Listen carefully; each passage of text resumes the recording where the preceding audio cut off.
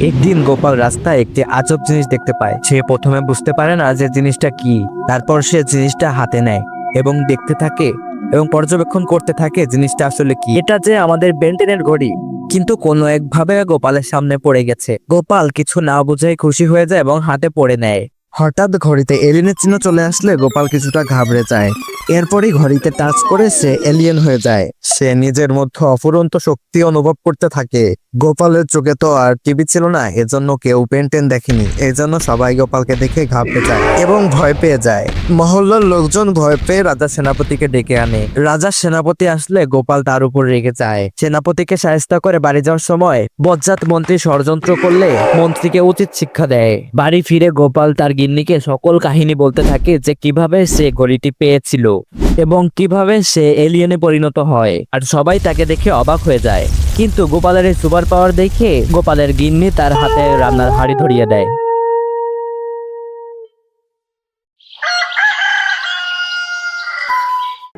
বন্ধুরা, এই গরুটিকে দেখো, কত পরিশ্রমী সে। সে একটা কোদাল নিয়ে মাটি খুঁড়ে একটা গর্ত করে, তারপর সেখানে একটা আপেলের গাছ লাগায়। সে গাছটায় সে নিয়মিত পানি দেয়।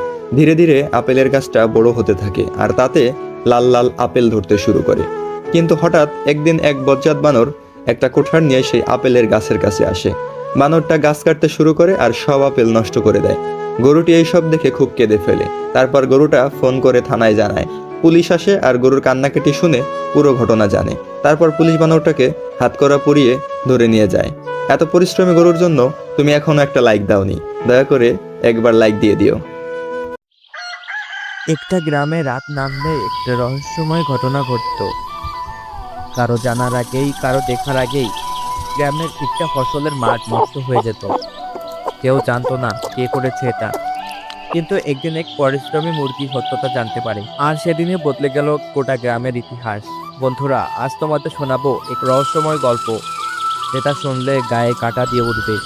এক গ্রামে ছিল এক পারিশ্রমিক মুরগি, নাম কান্টু। সবার থেকে আলাদা, দিনরাত ঘাম ঝরিয়ে ফসল ফলাতো। কান্টুর একটা স্বপ্ন ছিল। সে চেয়েছিল নিজের ক্ষেতে সোনালী ধান আর রঙিন ফুল ফুটিয়ে পুরো গ্রামটাকে তাক লাগিয়ে দিতে। কিন্তু যতদিন যাচ্ছে তত একটি রহস্যময় ঘটনা ঘটছে। প্রতিদিন রাতে কারা যেন কান্টুর খেতে ঢুকে সব উল্টে পাল্টে দিয়ে যাচ্ছে। কে করেছে, কেন করেছে, কোনো উত্তর নেই। একদিন গ্রামের এক পুরনো কাক বলল, এই গ্রামে নাকি একটা অদ্ভুত সাপ রয়েছে, যেটা রাত হলে বেরিয়ে আসে আর অন্যের স্বপ্ন নষ্ট করে। কান্টু ভেতর ভয় হলো এবং কৌতূহল দুটোই কাজ করতে লাগলো। সে ঠিক করলো এবার সত্যিটা জানতেই হবে। রাত হলেই কান্টু এক গাছের ডালে লুকিয়ে বসে থাকলো। চারদিকে ঘুটঘুটে অন্ধকার, শুধু শোনা যাচ্ছে যে পোকার ডাক। আর ঠিক তখনই ধরা পড়লো দুষ্ট সাপ। ঝোপের ভিতর কিসের যেন আওয়াজ। কান্টুর চোখ বড় বড় হয়ে গেল। আস্তে আস্তে দেখা গেল এক লম্বা কালো চকচকে সাপ ফসলের খেতে ঢুকছে আর একে একে সব বীজ খেয়ে নষ্ট করছে। এটা দেখার পর কান্টুর রক্ত গরম হয়ে গেল। আর তখন সে প্ল্যান করলো এবার শেষ করতে হবে। পরদিন সকালে কান্টু ছুটে গেল বন পুলিশের কাছে। পুলিশ অফিসার ছিল শের খান বাঘ। সব শুনে শের খান বলল, এই সাপকে তো কোনোদিন ধরতেই হতো, চলো আজ রাতেই ফাঁদ পাতি। একটা ঘন অন্ধকার রাত। সন্ধ্যা নামতেই পুরো মাঠের চারপাশে জাল পাতানো হলো। একটা ঘন অন্ধকার রাত। হঠাৎ দেখা গেল আবার সেই সাপ। এবার সাপটা ডালের ভেতর ঢুকতে আটকে গেল। সাপ যতই লাফালাফি করুক, কোনো লাভ নেই। পরদিন বটগাছের তলায় বসলো বন আদালত। বিচারক বুড়ো কচ্ছপ সব শুনে সে সাপকে জিজ্ঞাসা করলো, তুমি কেন অন্যের স্বপ্ন নষ্ট করছো? সাপ বলল, আমি একা, কারো ভালো কিছু দেখতে পারি না, তাই নষ্ট করি। বিচারক আদেশ দিল, এই সাপকে ঝোপের ভেতরে বন্দি থাকতে হবে, আর কখনো কারো ক্ষতি করতে পারবে না।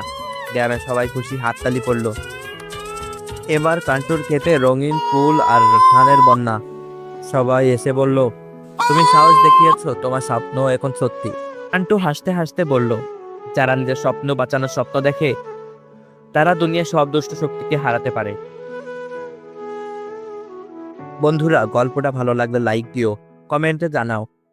আর তোমার স্বপ্ন নিয়ে কে কে লড়াই করছো সেটা লিখে দাও। দেখা হবে আরো রহস্যময় গল্প নিয়ে। সবাই ভালো থেকো। একদিন কৃষ্ণনগরের রাজা কৃষ্ণচন্দ্র খুব বিরক্ত, কারণ তার বাগানে কেউ রাতের বেলা এসে ফল ফুল চুরি করে নিয়ে যাচ্ছে। রাজা ঘোষণা দিলেন যে এই চোরকে ধরতে পারবে তাকে রাজপুরস্কার দেওয়া হবে। সবাই ভয় পায়, কারণ বাগানে নাকি রাতে ভূত আসে। গোপাল ভাঁড় এসে বলে, মহারাজ ভয় পাবেন না, আমি এই রহস্য ফাঁস করব, শুধু একটা জাদুর কলসি লাগবে। রাজা হেসে বলেন, আবার কি নতুন চালাকি করবি? গোপাল বলে, এই কলসি এমন যার গায়ে কালো দাগ লাগলে সেই চোর। রাজা মজা পেয়ে বললেন, ঠিক আছে। গোপাল ভাঁড় রাতের বেলা বাগানে কলসি রেখে আসে। আসলে সেটা ছিল সাদামাটা কলসি, যার মুখে কালো কালি মাখানো ছিল। যে কলসির মুখে হাত দেবে তার হাতে কালি লেগে যাবে। পরের দিন সকালে সবাইকে ডাকা হলো। গোপাল বলে, যে চুরি করেনি সে এই কলসিতে হাত দিয়ে আসুক, যে চোর তার হাত কালো হবে। সবাই ভয় পেয়ে একে হাত দেয়। চোর বুঝে ফেলে যে কালি আছে, তাই সে হাত দেয় না। সবাইকে লাইনে দাঁড় করিয়ে গোপাল দেখতে লাগলো। সে দেখে একজনের হাত একেবারে পরিষ্কার। গোপাল বলে, এই যে ইনি চোর। রাজা অবাক, তুই বুঝলি কি করে? গোপাল বলে, সবাই সাহস করে কলসিতে হাত দিয়েছে, শুধু উনি দেয়নি, কারণ উনি জানেন কলসিতে কালি আছে, তাই হাতে লাগতে চাইছিল না। চোর তখন ভয়ে কাঁপতে কাঁপতে স্বীকার করলো। রাজা খুশি হয়ে গোপাল ভাঁড়কে পুরস্কার দিলেন, বললেন, তোর বুদ্ধির কাছে ভূত পেতনি, চোর ডাকাত সব হার মানে। সবাই হাসতে লাগলো। গোপাল বলল, চোর ধরতে জাদু দরকার না মহারাজ, শুধু একটু বুদ্ধি হলেই হয়। বন্ধুরা, গোপাল ভাঁড়ের এই বুদ্ধি কেমন লাগলো কমেন্টে জানাও, আর লাইক শেয়ার করতে ভুলো না। আরও মজার মজার গল্প পেতে সাবস্ক্রাইব করো। গল্পটি কেমন লাগলো? বন্ধুরা কেমন আছেন সবাই? আজকে একটা একদম মজার আর ইন্টারেস্টিং ভিডিও নিয়ে এসেছি, কারণ আজকে আমি আপনাদের দেখাবো আমাদের ছোটবেলার প্রিয় কার্টুন গোপাল ভাঁড় এর চরিত্রগুলো বাস্তব জীবনে কেমন দেখতে হতো। হয়তো অনেকেই এই প্রথম আমার ভিডিও দেখছেন, তাই দেরি না করে চ্যানেলটা সাবস্ক্রাইব করে দিন, আর পাশে থাকা বেল আইকনটাও প্রেস করে দিন। আর একটা ছোট্ট অনুরোধ, কমেন্টে জানাবেন আপনারা কোন কার্টুন চরিত্রের বাস্তব জীবনের ছবি দেখতে চান, আমি সেটারও ভিডিও বানিয়ে দেব। তো চলুন আর দেরি না করে শুরু করা যাক। প্রথমেই আমরা দেখব আমাদের প্রিয় রাজা কৃষ্ণচন্দ্র। বাস্তবে ওনাকে দেখতে এমনই হতো। এরপর রাজা কৃষ্ণচন্দ্রের মন্ত্রী। হ্যাঁ বন্ধুরা, বাস্তবে এই মন্ত্রীর লুকটা হতো একদম এরকম। রানীমা বাস্তবে এইভাবে দেখতে লাগতো। সেনাপতি, ও হ্যাঁ, তার লুকটাও দেখুন, বাস্তবে এমনই হতো। আর বোঁটা, গোপালের সেই বন্ধু বোঁটা বাস্তবে ছিল এরকম দেখতে। এবার একটা মজার প্রশ্ন, কমেন্টে জানাও তো কে তোমার বেশি প্রিয়, মা না বাবা? আর যদি বলে দুইজনকেই ভালোবাসি, তাহলে এখনই চ্যানেলটা সাবস্ক্রাইব করে রাখো। গোপাল ভাঁড়কে বাস্তবে দেখতে এমনই লাগতো। আর গোপালের স্ত্রী বাস্তবে এভাবেই দেখতে হতো। সবশেষে আসি বিজ্ঞানী দাদার কথায়। হ্যাঁ বন্ধুরা, উনাকে বাস্তবে দেখতে এমনই হতো। তো এই ছিল আজকের মজার ভিডিও। ভিডিওটা কেমন লাগলো কমেন্টে জানাবেন। দেখা হবে নতুন আরও মজার ভিডিও নিয়ে। সবাই ভালো থাকুন, সুস্থ থাকুন।